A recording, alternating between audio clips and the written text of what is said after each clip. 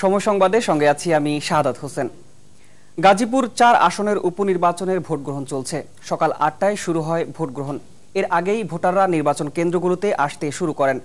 গাজীপুরের কাপাসিয়া এলাকা নিয়ে জাতীয় সংসদের এই আসনে ভোটার সংখ্যা ২,১১,৮৮৪ জন। ১১টি ইউনিয়নের ১০২টি ভোট কেন্দ্রে ভোট গ্রহণ করা হচ্ছে।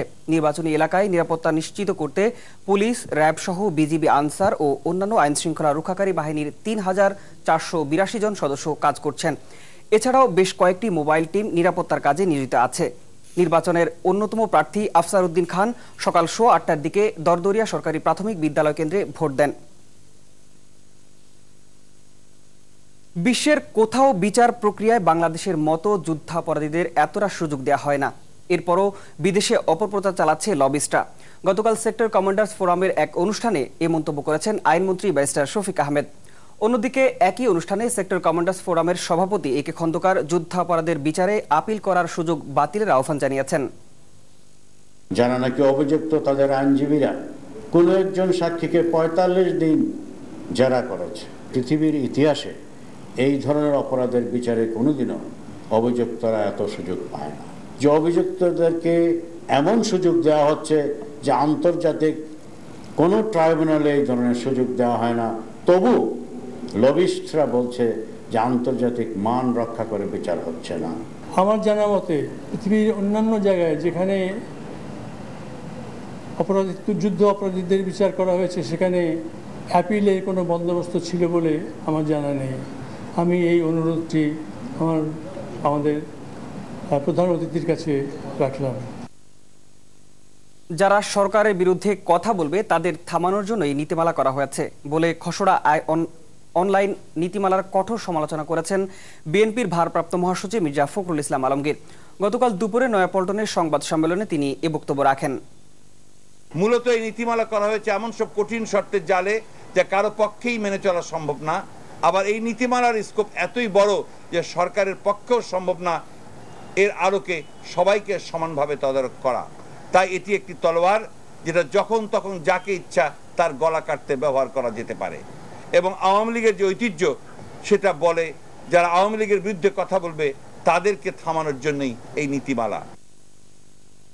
এদিকে তথ্যমন্ত্রী হাসানুল হক ইনু বলেছেন, গণমাধ্যমের স্বাধীনতাকে ক্ষুণ্ণ করে এমন কোনো নীতিমালা করা হবে না, বরং সবার সঙ্গে আলোচনার মাধ্যমে গ্রহণযোগ্য একটি অনলাইন গণমাধ্যম নীতিমালা প্রণয়ন করা হবে। গতকাল দুপুরে ঢাকা বিশ্ববিদ্যালয়ে তিনি এ বক্তব্য দেন। স্টেকহোল্ডারদের নিয়ে কমিটি হবে, সরকারের পক্ষ থেকে একজন ইনফরমেশন অফিসার থাকবে মাত্র, বাকিটা আপনারা তৈরি করে দিবেন। আমাদের মহাজোট সরকার ক্ষমতায় থাকা পর্যন্ত কোনো নীতিমালা আমি আলোচনা ছাড়া চূড়ান্ত করব না। এই জগতের সঙ্গে জড়িত যে কোনো ব্যক্তি অথবা গোষ্ঠী অথবা প্রতিষ্ঠান তারা যদি মতামত দিতে চান সরাসরি আপনি মন্ত্রণালয়ে পাঠাতে পারেন অথবা এই কমিটির কাছে পাঠাতে পারেন। কোনো পক্ষের প্রস্তাব ছাড়াই নির্বাচনকালীন সরকারের প্রধান হতে চাইলেন ব্যারিস্টার রফিকুল হক। এছাড়া রাজনৈতিক সংকট নিরসনে দুই নেত্রীকে সংলাপে বসাতে চান বলেও জানালেন তিনি। গতকাল ঢাকা রিপোর্টার্স ইউনিটিতে মিট দ্য প্রেস অনুষ্ঠানে তিনি একথা বলেন। কথা বলে দেখি, কারণ তারাও তো বসতে চাইবে না, চাইবার কি আছে। আজকেই সকালে ফোন পেয়েছি, বাংলাদেশের জনগণের স্বার্থে এইটুকু কাজ এই বৃদ্ধ বয়সে আমি করতে রাজি আছি।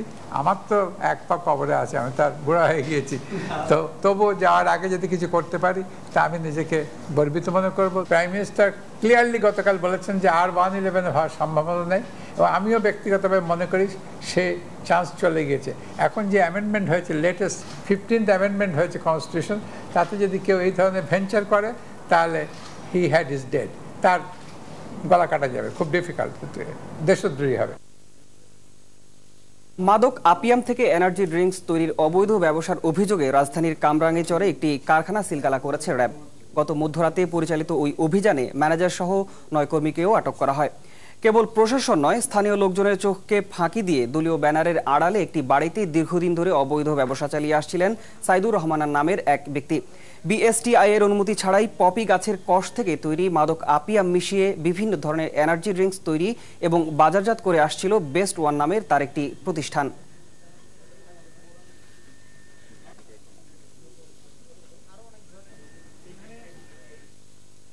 এই ছিল এখনকার মতো, সঙ্গে থাকুন সময়ের।